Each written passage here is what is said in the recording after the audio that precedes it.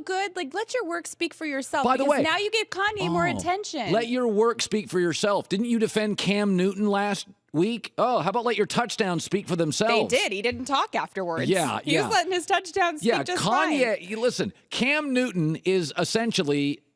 What you don't like about Taylor is the humble brag. Cam Newton leads the NFL in constant brag. She can't play both sides. I think Cam Newton is just himself all the time. Taylor Swift, I just want to say, she's very, very talented. Yes. Totally deserves So's this. Cam.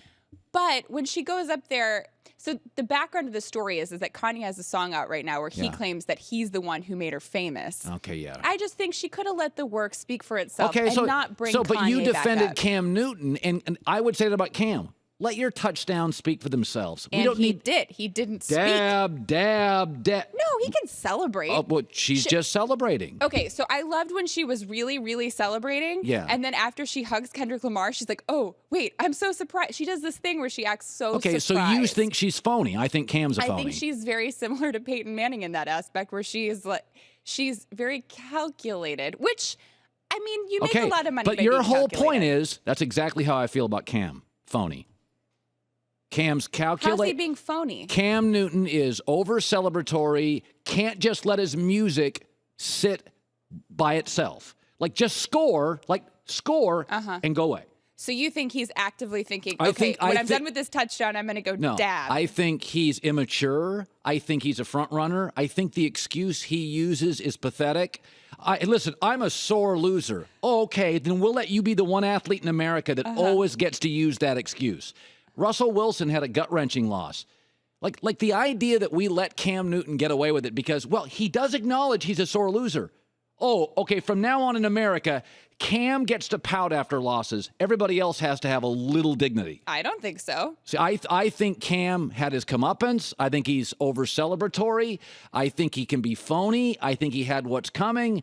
And that's why he's not my favorite quarterback, although I think he's absurdly gifted. She acted more happy that she lost than when she won. Like, it's okay to just be kind of happy for the guy that won. You don't have to act like it's amazing.